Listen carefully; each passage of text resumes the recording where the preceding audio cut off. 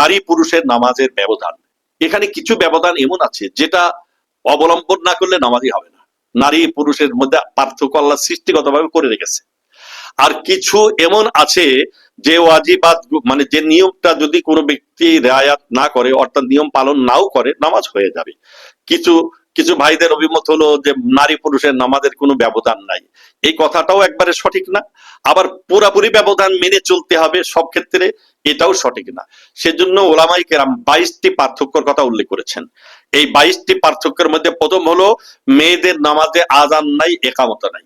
পুরুষদের নামাজের মধ্যে আজান একামত আছে, কিন্তু মেয়েদের নামাজের মধ্যে কোনো আজান একামত নাই। 2 নম্বর, মেয়েরা কেরাত উচ্চ স্বরে পড়বে না। আমাদের জন্য যেমন নাকি সালাতের জাহরের মধ্যে জোরে পড়া, আস্তে সিরের মধ্যে সিরা, মেয়েদের জন্য কোনো প্রকার কেরাত উচ্চ স্বরে কেরাত মেয়েরা পড়বে না। 3 নম্বর পার্থক্য হলো মেয়েদের সতর সম্পূর্ণ শরীর। পুরুষের সতর তো নাভির থেকে নিয়ে হাঁটু পর্যন্ত, কিন্তু মেয়েদের সতর হচ্ছে সমস্ত শরীর, শুধু মুখমণ্ডল, 2 হাতের কবজা, পায়ের তালুটা, এছাড়া সমস্ত শরীর ঢাকা নামাজের মধ্যে মেয়েদের জন্য ফরজ। 4 নম্বর, মাথা উন্মুক্ত যদি থাকে মেয়েদের, তাহলে এক্ষেত্রে নামাজ হবে না। পুরুষের মাথায় টুপি নাই, নামাজ হয়ে যাবে। কিন্তু মেয়ে হয়তো দেখা গেল মাথায় উন্না দিয়ে নামাজ পড়তেছে, ফ্যানের বাতাসে উন্নাটা পড়ে গেল, এই 3 তাসবিহ পরিমাণে যদি মাথা খালি থাকে, তাহলে এক্ষেত্রে নামাজ হবে না। 5 নম্বর, জামাতে কখনো যদি নামাজ পড়া পড়ে, মেয়েদের কোনো জামাত নাই, এ মাসালাটা অবশ্যই আমরা জানবো যে মেয়েদের কোনো জামাত নাই, ঘরের কোনায় একাকী নামাজ পড়াটাই মেয়েদের জন্য উত্তম। কিন্তু মেয়েরা যদি কখনো জামাতে নামাজ পড়ে, যেমন হেরম শরীফে গেছে, মসজিদে নববীতে, হজের সফরে, এক্ষেত্রে তো অন্য কোথাও নামাজ পড়ার ব্যবস্থা নাই। হেরম শরীফে মেয়েদের জন্য নামাজের একটা আলাদা ব্যবস্থা থাকে। তাই এই ক্ষেত্রে মেয়েরা জামাতের পিছনের কাতারে, যদি পুরুষের কাতারের সাথে কোথাও কাতার হয়, তো মেয়েরা এক্ষেত্রে পিছনের কাতারে দাঁড়াবে। হেরম শরীফে, মদিনাতুল মুনাওয়ারায় মেয়েদের জন্য আলাদা ব্যবস্থাই আছে। অনেক সময় সফরে প্রয়োজন হতে পারে মাসালাটি, যে কোথাও হয়তো নামাজ পড়তে গেছে, জামাত শুরু হয়ে গেছে, এখন এই ক্ষেত্রে মেয়ে কোনো মহিলা যদি জামাতে নামাজ পড়তে চায়, তাহলে পিছনের কাতারে পড়বে। 6 নম্বর, মেয়েদের জুমার নামাজ নাই, মেয়েরা কোনো জুমার নামাজে আসবে না, জুমার নামাজও তাদের নাই। 7 নম্বর, ওয়াক্ত হয়ে গেলে নামাজ পড়ে নেওয়া, ওয়াক্তর সাথে সাথে নামাজ পড়ে নেওয়া। অনুরূপ ভাবে 8 নম্বর হলো মেয়েদের নামাজ ঘরের কোনায় আদায় করা, অর্থাৎ ঘরের এক কোনায় নামাজ আদায় করা, এটাই উত্তম। 9 নম্বর, মেয়েরা লোকমা দেওয়ার ক্ষেত্রে হাত থাপড়াবে। যদি লোকমা দেওয়ার প্রয়োজন হয়, ইমাম সাহেব ভুল পড়তেছে, এক্ষেত্রে আত-তাসফিকু লিন-নিসা ওয়া তাসবিহু লির-রিজাল, হাদিসের মধ্যে এসেছে যে পুরুষ সুবহানাল্লাহ বলবে ইমামের ভুল সংশোধনের জন্য, আর মেয়েরা হাত থাপড়াবে, অর্থাৎ ডান হাত দ্বারা বাম হাতে এভাবে আওয়াজ করবে। এটাও একটা পার্থক্য উল্লেখ করা হয়েছে।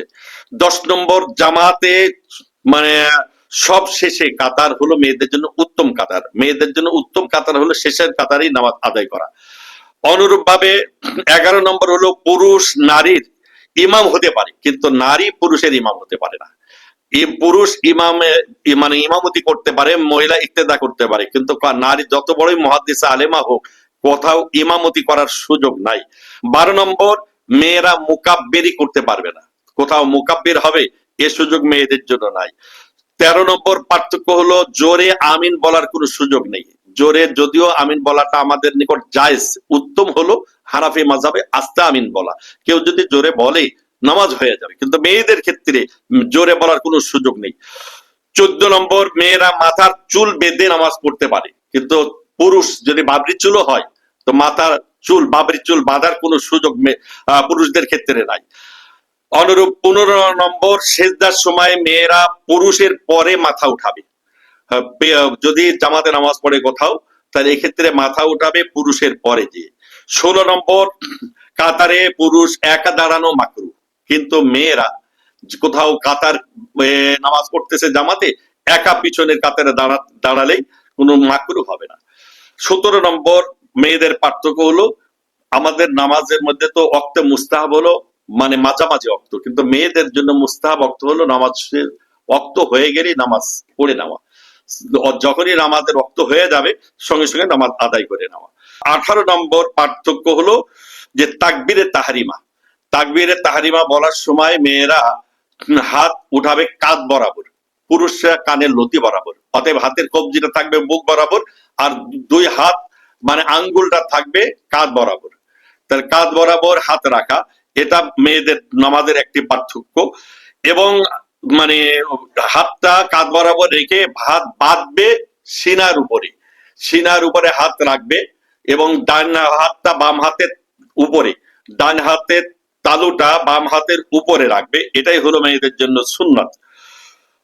19 নম্বর সুন্নত হলো যে ডান হাতটা বাম হাতের তালুতে রাখা। 20 নম্বর সুন্নত মেয়েদের জন্য রুকুতে সামান্য একটু ঝুঁকবে, কিন্তু হাঁটুর উপর আঙ্গুল মিলায়ে হাত রাখবে, বাহুটা হাতের বাহু দুই সাইডে লাগানো থাকবে, অর্থাৎ পুরুষের মতো ঝুঁকে যাবে না, সম্পূর্ণ হাতটা শরীরের সাথে লাগানো, হাঁটুর উপরে শুধুমাত্র হাতটা রাখবে, আঙ্গুল মেলানো থাকবে, এবং দুই দিকের বাহু শরীরের সাথে লাগানো থাকবে, কিন্তু পুরুষের জন্য সম্পূর্ণ পৃথক করা। পৃথক, হ্যাঁ, এখানে যদি কোনো মহিলা এভাবে পৃথক রাখে নামাজ হবে না এমনটা না, তবে তাদের জন্য এটাই সুন্নত তরিকা হলো যে মানে বাহুটা শরীরের সাথে লাগাই রাখা, অনুরূপ ভাবে হাতের আঙ্গুলটা মিলায়ে হাঁটুর উপরে রাখা। 20 নম্বর রুকুতে সামান্য একটু ঝুঁকবে, হাঁটুর উপর আঙ্গুল মিলায়ে, এটা তো আমরা জানলাম। 21 নম্বর পার্থক্য হলো সেজদার সময় এক অঙ্গ অপর অঙ্গের সাথে মিলায়ে চেপে মাটির সাথে মিশে সেজদা করা, এবং পেটটা দুই রানের সাথে মিলায়ে রাখা, আঙ্গুলগুলি কেবলামুখী রাখবে, পা দুইটা খাড়া রাখবে না, পা দুইটা বিছাই দেবে। তাহলে সেজদাটা মেয়েদের জন্য ব্যতিক্রম। পুরুষদের সেজদা মেয়েদের সেজদার মধ্যে একটু পার্থক্য হলো মেয়েরা সেজদার সময় এক অঙ্গ অপর অঙ্গের সাথে মিলায়ে রাখবে, এবং ডান পাটা বাম পার দিকে বাইর করে, মানে বাম পাটা ডান দিকে বাইর করে দেবে, দিয়ে নিতম্বর উপরে বসবে, এবং সম্পূর্ণ হাতটা মাটির সাথে লাগানো থাকবে। এই অবস্থায় মেয়েরা সেজদা করবে। 22 নম্বর পার্থক্য হলো উভয় বৈঠকের সময় মেয়েরা নিতম্বের উপরেই বসবে, পা দুইটা ডান দিকে বাইর করে দেবে, পুরুষদের মতো বা এরকম ভাবে পা খাড়া রাখবে না। এই পার্থক্যগুলি একটু বিশেষভাবে আমরা খেয়াল রাখবো। মেয়েদের মা বোনেরা নামাজ পড়ার সময় এই পার্থক্যগুলি একটু মনে রাখার চেষ্টা করে নামাজ পড়বো। আল্লাহ তাআলা আমাদের সকলকে সহি তরিকায় নামাজ আদায় করার তৌফিক দান করুক, আমিন। নতুন নতুন ভিডিও পেতে আমাদের চ্যানেলটিকে সাবস্ক্রাইব করুন। ভালো লাগলে লাইক, কমেন্ট, শেয়ার করুন।